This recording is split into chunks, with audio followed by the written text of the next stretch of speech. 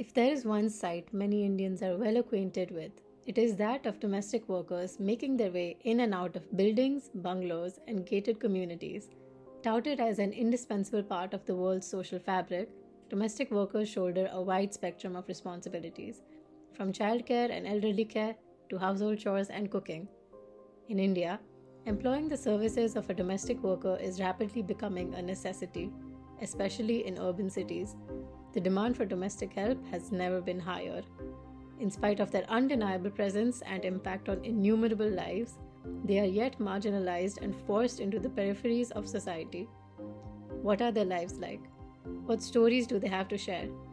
And most importantly, is anyone willing to lend them an ear?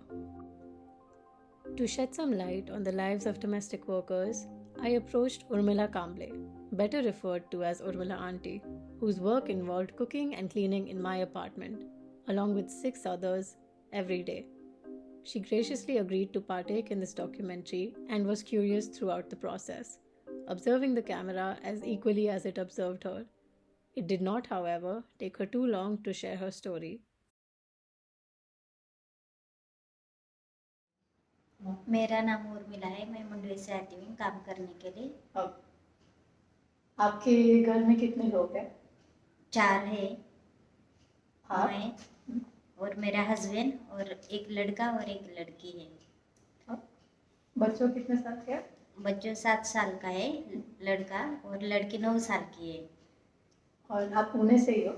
नहीं, नगर से हूँ। 120 kilometers away from Pune, Urmila Auntie was born and brought up in the district of Ahmednagar, Maharashtra. Having witnessed financial difficulties in her family, Auntie's childhood was far from easygoing. पढ़ाई की आपने? पढ़ाई की है 10वीं। 10वीं तक की। तो आप जब छोटे थे तो कोई ऐसी इच्छा थी कि मुझे ये करना है या ये करना है? पापा की परिस्थितियाँ नाजुक थी ना, इसलिए मैंने ये किया था ना। नहीं तो मुझे भी सीखने के लिए बहुत अच्छा लग रहा था ना, लेकिन पापा का बहुत टेंशन, मतलब ये खाने के लिए भी पहले ये नहीं था ना। हम 5 जन थे ना भाई लोग, तो खाने के लिए भी कम पड़ रहा था। पापा को भी बहुत ही तकलीफ हो रही थी, मम्मी की तकलीफ हो रही थी। पहले इस टाइम पे तो खाना भी नहीं खाने के लिए इतना लोगों का जमता था ना। Auntie began working at the age of 20. Ever since then, a typical day for her begins at the crack of dawn and, like many domestic workers, ends late at night. आपका दिन कब से शुरू होता है? सुबह मैं 7:30 बजे चालू करती हूँ और दोपहर को 2 बजे ख़त्म होता है। तो 7:30 आप पहले घर पे जाते हो, तो आप उठते कब हो? फिर आपका 5 बजे उठती हूँ। बच्चों का स्कूल जाना पड़ता है, 7 बजे स्कूल है उनका, और 6:45 बजे उनकी बस आती है, तो उनको छोड़ने का, फिर वो सब उनका खाना पीना डब्बा वगैरह करने का, फिर उनको छोड़ के मैं काम के लिए आती हूँ। She dreams of not only making ends meet, but also educating her children, 9-year-old Gauri and 7-year-old Prem. प्रेम बोलता है मेरे को पुलिस बनने का है। ननन का लड़का भर्ती में गया है ना, तो उसके साथ बोलता है मेरे को भी पुलिस बनने का है। तो गौरी का तो ज़्यादा इतना नहीं है, गौरी घर का सही करती, लेकिन उनको मेरी इच्छा है कि उनको ऐसा मेरे जैसा नहीं काम करना चाहिए ना। वो उनके पैर के ऊपर ऐसा खड़ा होना के लिए मेरी भी इच्छा है ना, ऐसा मुझे भी होता है। In spite of various difficulties, Auntie expresses that she is not alone. Standing alongside her are her family members. I had the opportunity to interact with her husband Vijay, who currently runs a taxi service, her sister in law Surekha, who is also a domestic worker, her brother in law Ashok, who works with Vijay, her nephew Suraj, who is currently preparing to join the police force, and her mother in law, Parega Kamble. मेरा पति भी बहुत अच्छा है, वो भी ऐसा खाते पीते ऐसा ये सब बाज नहीं है, वो भी बहुत अच्छे काम करते हैं। तो आपके आप ये सब करते हो तो आपके हस्बैंड का सपोर्ट है ना, मेरा भी सपोर्ट है और उनका भी सपोर्ट है, दोनों का सपोर्ट है, इसलिए संसार चलता है। फैमिली मतलब ननद भाई भाभी मम्मी पापा? हाँ, वो भी बोलते हैं ना बहुत अच्छा है काम करने के लिए, ऐसा झगड़ा नहीं करती, कुछ नहीं, अपना खाली खाली काम करती हो, और बच्चों का भी बहुत ख्याल रखती। 10 साल से वो सास ससुर ने भी अलग रखा है, तो वो भी देवरानी के पास रहती है ना, तो वो भी नहीं मेरे पास रहती, लेकिन मेरी लड़की पूरा घर का जिम्मेदारी लेती है। वो कैसे? लेकिन मैं काम के ऊपर आती है ना, तो बच्चों का ध्यान रखती है, भाई का उनका, और घर का भी ध्यान रखती है ना। भाड़े पे से रहती है लेकिन ध्यान तो रखती है ना। वो मेरे को ज़्यादा सपोर्ट है, इसकी वजह से मैं मेरी लड़की की वजह से काम करने के लिए आती है, नहीं तो मुझे भी बहुत टेंशन आता है। One cannot imagine the incredible responsibilities placed upon Gauri's tender shoulders. However, she still hasn't relinquished her childhood and finds moments of joy amidst the struggles. आप जब घर स्कूल से आते हो तो आपको क्या करना पसंद है? टीवी या कुछ खेलना? आपको खेलना पसंद है या टीवी देखना पसंद है या गेम? खेलना। क्या क्या खेलना पसंद है? लपाछुपी। आपके दोस्त के साथ खेलते हो? आप सब इधर ही खेलते हो? हाँ। आपको बड़े होकर कुछ क्या करना है? पुलिस। आपको भी पुलिस करना है? क्या बात है? Like Urmila auntie, her sister-in-law Sureka has faced various hurdles throughout her life. Her husband passed away about 10 years ago, leaving her to fend for 2 children. Her journey has been far from easy, but the desire to see her children secure their future is one of her biggest motivators. आपके बच्चे कितने साल के हैं? एक बड़ा बच्चा है 25 साल का, एक 23 साल का है, लड़की 20 साल की। 22।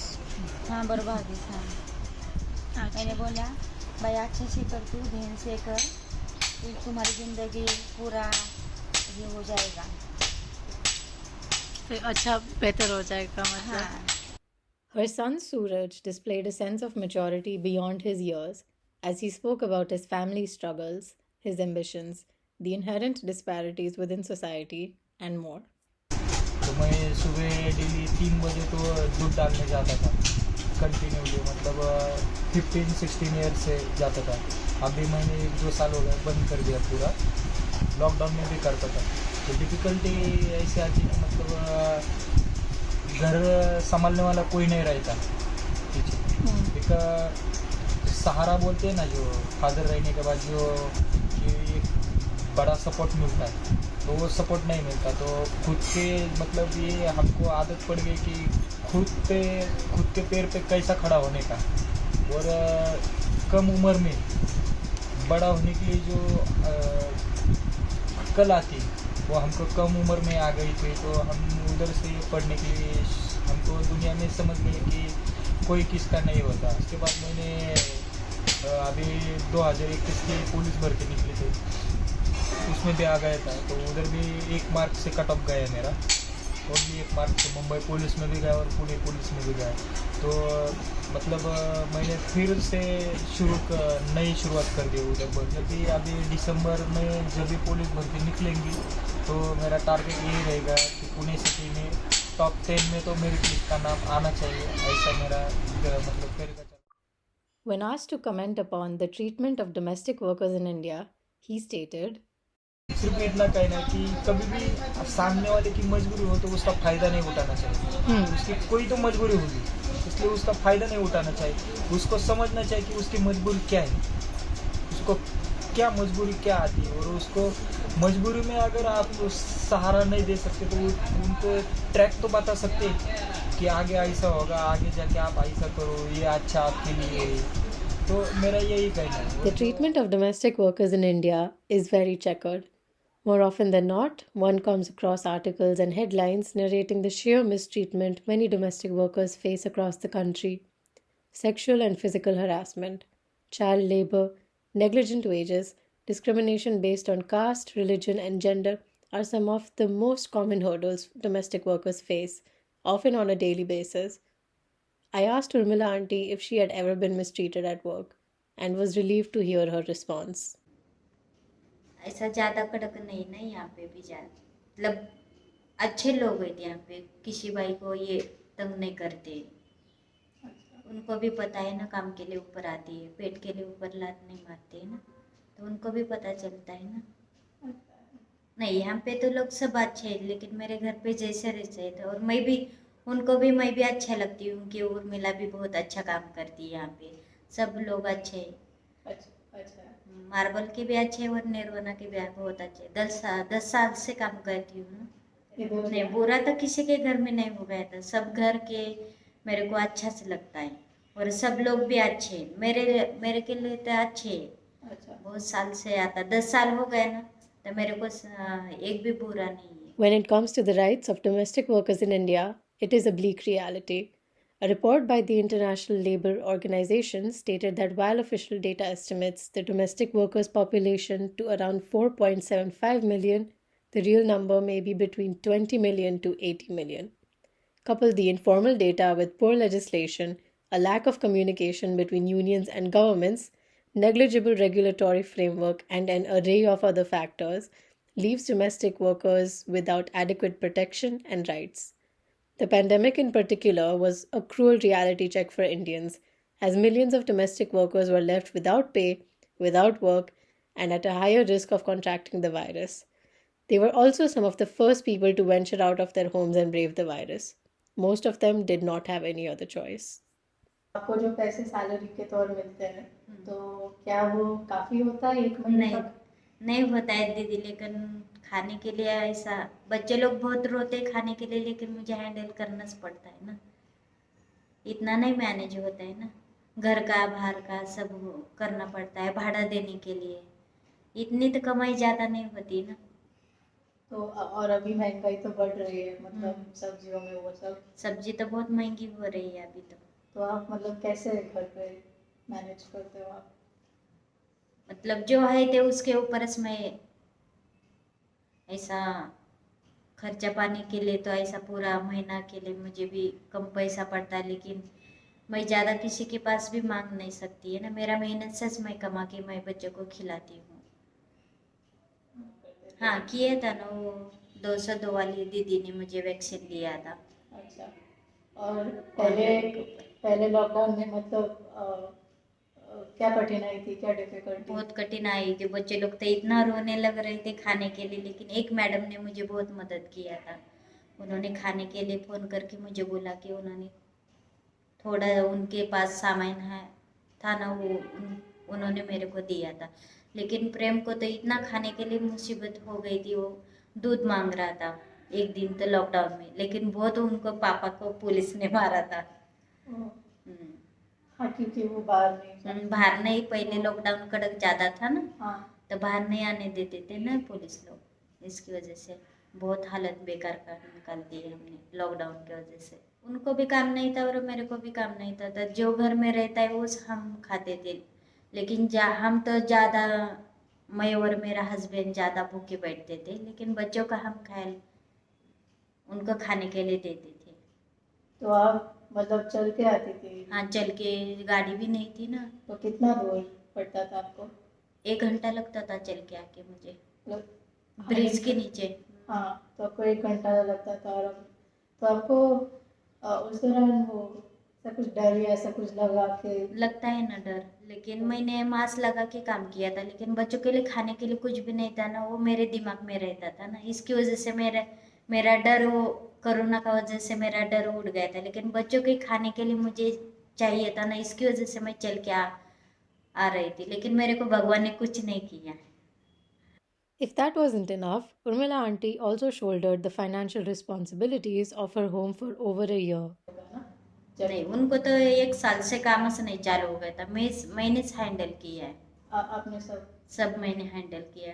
ऐसा क्योंकि उनका नहीं, उनका तो पहले मेरे पास गाड़ी नहीं थी और दूसरे के ऊपर गाड़ी थी ना, वो टेम्पो के ऊपर थे, तो वो भी मालिक ने उनको काम के ऊपर नहीं बुलाया था, इसकी वजह से मैंने 1 साल से घर भी चलाया और बच्चों को भी ख्याल मैनेज किया, क्योंकि उनका काम ज़्यादा नहीं रहता है ना, सब मेरे किसी ऊपर रहता है।